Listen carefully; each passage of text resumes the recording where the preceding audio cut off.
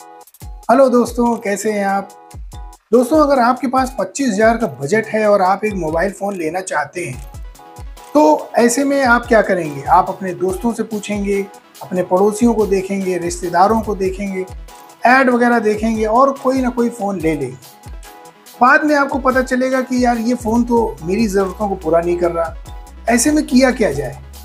दोस्तों, आज मैं आपके सामने 3 ऐसे मोबाइल्स लेकर आया हूँ जो 25,000 के अंदर हैं और उनके स्पेसिफिकेशंस, हार्डवेयर, सॉफ्टवेयर ऐसा है जो आपकी ज़रूरतों को कहीं ना कहीं ज़रूर पूरी करेगा। तो ये वीडियो बहुत इंपॉर्टेंट है दोस्तों, इस वीडियो को पूरा ज़रूर देखिएगा और लास्ट में एक लाइक ज़रूर करिएगा। चैनल पर पहली बार आए हैं तो सब्सक्राइब किए बिना मत जाइएगा और बेल आइकन दबाना तो बिल्कुल भी ना भूलिएगा। तो दोस्तों, मैं हूं रजनीश, आप देख रहे हैं चैनल टेक प्रोवी। चलिए स्टार्ट करते हैं। दोस्तों, 3 फ़ोन जो मैं लेकर आया हूं वो है Infinix note 40 pro, Realme 12 pro और नथिंग 2A। तीनों ही फ़ोन जो है वो 25,000 के नीचे हैं। नथिंग फ़ोन लगभग 24,000 का है और इन्फिनिक्स जो है वो 22,000 का है। रियलमी भी 22-23,000 के आसपास है। सभी 25,000 के अंदर हैं। देखते हैं हार्डवेयर और सॉफ्टवेयर कैसा है इनका, प्रोसेसर कैसा है, कैमरा कैसा है। सबसे पहले अगर प्रोसेसर की बात करें तो दोस्तों Realme 12 Pro में Snapdragon 6S Gen 1 का प्रोसेसर लगा हुआ है। Snapdragon का प्रोसेसर जो थोड़ा सा इमेज और वीडियो प्रोसेसिंग बहुत अच्छी करता है, इस मामले में हमेशा उसका अपर हैंड रहा है। लेकिन यहाँ पर क्या बाकी दोनों से ये अपर हैंड रखता है, चलिए देखते हैं। नथिंग 2A में है MediaTek Dimensity का 7200 प्रोसेसर। ऑक्टा कोर प्रोसेसर है, इसकी परफॉर्मेंस भी बहुत ज़बरदस्त है। अभी कंपैरिजन करेंगे तो पता चलेगा कि तीनों में कौन बेहतर है। इसके अलावा इन्फिनिक्स नोट 40 प्रो में MediaTek का ही प्रोसेसर है 7020। तो यहीं पर सीधे सीधे दिख रहा है कि जो इन्फिनिक्स का जो प्रोसेसर है वो बाकी दोनों प्रोसेसर से थोड़ा सा पीछे चल रहा है। कारण यह है कि 7020 7200 से सीधे सीधे लोअर एंड पर आता है। स्नैपड्रैगन 6S Gen 1 का प्रोसेसर भी इससे अपर ही रहता है। तो प्रोसेसर के मामले में इन्फिनिक्स नोट 40 प्रो जो है वो पीछे रह जाता है। अब बात करें अगर डिस्प्ले की, तीनों का डिस्प्ले लगभग बराबर है। केवल इन्फिनिक्स का डिस्प्ले थोड़ा सा बड़ा है 6.78 इंच का। बाकी नथिंग और रियलमी के जो दोनों फ़ोन हैं 6.7 इंचेस के हैं। तीनों ही फ़ोन में कोई डिसिमिलैरिटी नहीं है। तीनों ही फ़ोन के जो डिस्प्ले हैं वो एमोलेड डिस्प्ले हैं, फुल HD+ रेजोल्यूशन को सपोर्ट करते हैं, 120 हर्ट्ज का रिफ्रेश रेट है, बाकी सारी चीज़ें हैं। हाँ, यहाँ पर थोड़ी ब्राइटनेस की बात की जाए तो जो पीक ब्राइटनेस है वो नथिंग की सबसे ज़्यादा है। लगभग 1300 निट्स की पीक ब्राइटनेस है नथिंग 2A की। इसके बाद रियलमी की जो ब्राइटनेस है वो 950 की पीक ब्राइटनेस है और इन्फिनिक्स की जो ब्राइटनेस है वो सबसे कम है, 550 निट्स की है। तो यहाँ पर जो नथिंग फ़ोन है वो ब्राइटनेस के मामले में बाजी मार ले जाता है। अब कैमरे की बात की जाए, तीनों ही फ़ोन्स जो हैं वो कैमरे के मामले में कहीं ना कहीं अच्छे हैं, लेकिन तीनों में बेहतर कौन सा है तो यहाँ पर रियलमी जो है वो ज़्यादा बेहतर दिखाई दे रहा है। आइए देखते हैं कैसे। दोस्तों, Realme 12 Pro में 50 मेगापिक्सल का वाइड एंगल कैमरा है, 8 मेगापिक्सल का अल्ट्रा वाइड एंगल कैमरा है और 32 मेगापिक्सल का टेलीफोटो लेंस दिया गया है। तो ये जो फ़ोन है इसमें तीनों ही जो कैमरा सेंसर्स हैं वो बहुत ही ज़बरदस्त है। अब अगर नथिंग की बात की जाए तो 2 कैमरा सेंसर नथिंग में दिए गए हैं, 50 मेगापिक्सल का वाइड एंगल और 50 मेगापिक्सल का ही अल्ट्रा वाइड। टेलीफोटो यहाँ पर नहीं दिया गया है, तो यहाँ पर टेलीफोटो ना होने की वजह से जूमिंग वगैरह की जो फैसिलिटी मिलती है वो नथिंग में नहीं मिलेगी। ये एक ड्रॉबैक है। अब तीसरा फ़ोन है इन्फिनिक्स का। यहाँ पर 108 मेगापिक्सल का इसमें वाइड एंगल कैमरा दिया गया है, 2 मेगापिक्सल का मैक्रो कैमरा है और 2 मेगापिक्सल का डेप्थ सेंसर है। तो यहाँ पर टेलीफोटो या wide angle, ultra wide angle जैसी कोई चीज़ है ही नहीं। केवल एक मेन कैमरा है 108 मेगापिक्सल का। तो कैमरा के मामले में अगर देखा जाए तो रियलमी यहाँ पर अपर हैंड रखता है क्योंकि उसके तीनों सेंसर्स ज़बरदस्त हैं। और दोस्तों, रियलमी का जो 50 मेगापिक्सल का मेन कैमरा है वो सोनी IMX के सेंसर के साथ आता है। बाकी जो दोनों में कैमरे लगे हैं वो सोनी के सेंसर्स नहीं हैं। यहाँ पर भी रियलमी बाजी मार ले जाता है। तो आप कैमरा अगर आप देखते हैं, अगर आपका फ़ोन कैमरा ओरिएंटेड आप चाहते हैं तो आपको रियलमी पर जाना चाहिए। फ्रंट में जो कैमरा है वो Realme में 16 मेगापिक्सल का है।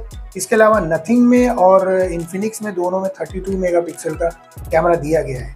लेकिन 16 मेगापिक्सल का कैमरा होने के बावजूद Realme में जो पोर्ट्रेट और सेल्फीज आती हैं वो नथिंग और इन्फिनिक्स से बेहतर आती हैं। कलर कॉम्बिनेशन भी अच्छा आता है, स्किन टोन भी अच्छा आता है, ब्लर भी बहुत अच्छा आता है। Realme का जो फ़ोन है वो डेफिनेटली बाजी मारता है अगर हम कैमरा ओरिएंटेड फ़ोन लेना चाहते हैं तो। मेरे हिसाब से आपको Realme पर ही जाना चाहिए। बैटरी की बात करें तो 5000 mAh की बैटरी तीनों में दी गई है, तो बैटरी बैकअप तो मिलेगा आपको अच्छा। लेकिन अब बात आती है चार्जिंग की। तो दोस्तों Realme में 67 वॉट की फास्ट चार्जिंग मिलती है, वायरलेस चार्जिंग नहीं मिलेगी, रिवर्स चार्जिंग जैसी कोई चीज़ नहीं। वहीं पर नथिंग में 45 वॉट की फास्ट चार्जिंग मिलेगी, वायरलेस चार्जिंग का सपोर्ट इसमें मिलता है।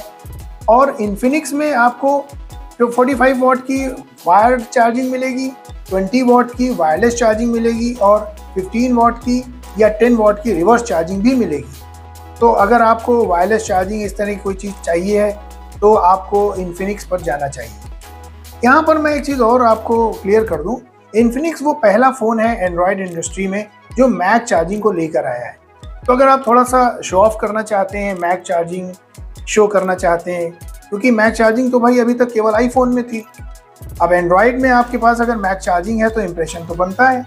यहाँ पर अगर आपको थोड़ा शो ऑफ करना है, इम्प्रेशन मारना है, तो इन्फिनिक्स की तरफ आप जा सकते हैं।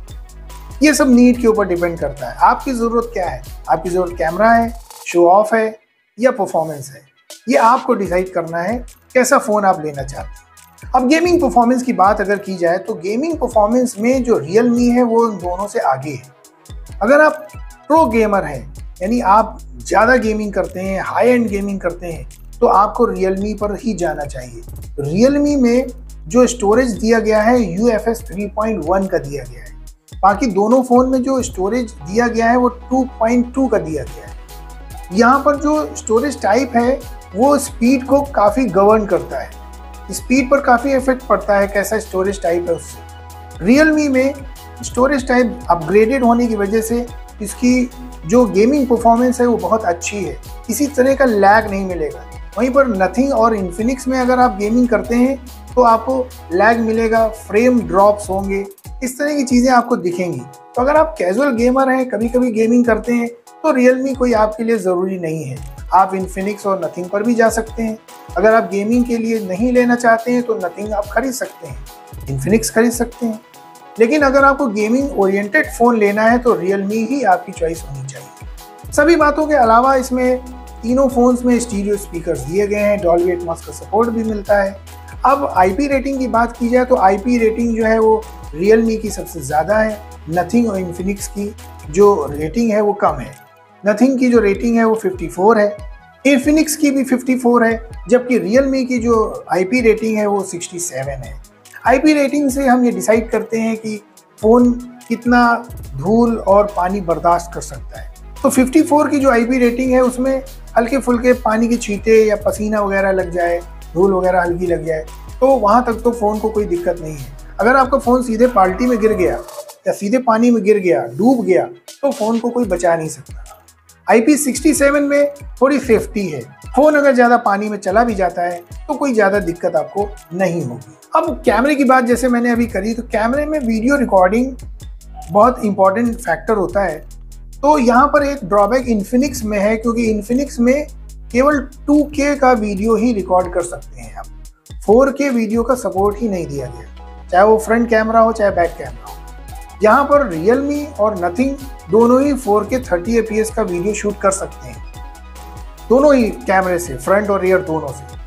तो अगर आपको मैंने जैसे बताया कैमरा ओरिएंटेड फ़ोन लेना है तो आपके लिए Realme बेस्ट फ़ोन रहेगा।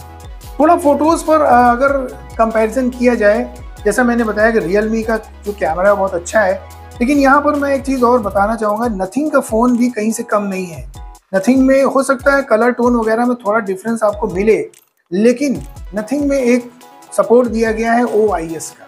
OIS का जो सपोर्ट होता है वो है तो Realme में भी, लेकिन जो वीडियो की स्मूथनेस नथिंग फ़ोन में मिलती है वो स्मूथनेस आपको Realme में उतनी नहीं मिलेगी।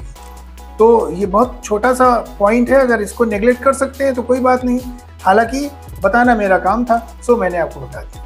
तीनों ही फ़ोन जो है 8 GB के रैम के साथ आते हैं। कुछ फ़ोन्स में 12 GB का भी वेरिएंट आपको मिलेगा। LPDDR4X की रैम दी है। रैम तीनों में सेम है तो परफॉर्मेंस में कोई ज़्यादा फर्क नहीं है। 12 GB का अगर आप वेरिएंट परचेज करेंगे तो परफॉर्मेंस ज़रूर इम्प्रूव हो जाएगी। 8 GB के वेरिएंट में थोड़ा सा 19-20 का अंतर आपको देखने को मिलेगा। तो दोस्तों ये था आज का वीडियो। मुझे उम्मीद है आपको ये वीडियो ज़रूर हेल्पफुल लगेगा, और अगर पसंद आए तो लाइक ज़रूर करिएगा, अपने दोस्तों में ज़रूर शेयर करिएगा ताकि उनको भी जानकारी मिले। अगले वीडियो में जल्दी आपके सामने आता हूँ, तब तक के लिए take care and bye bye.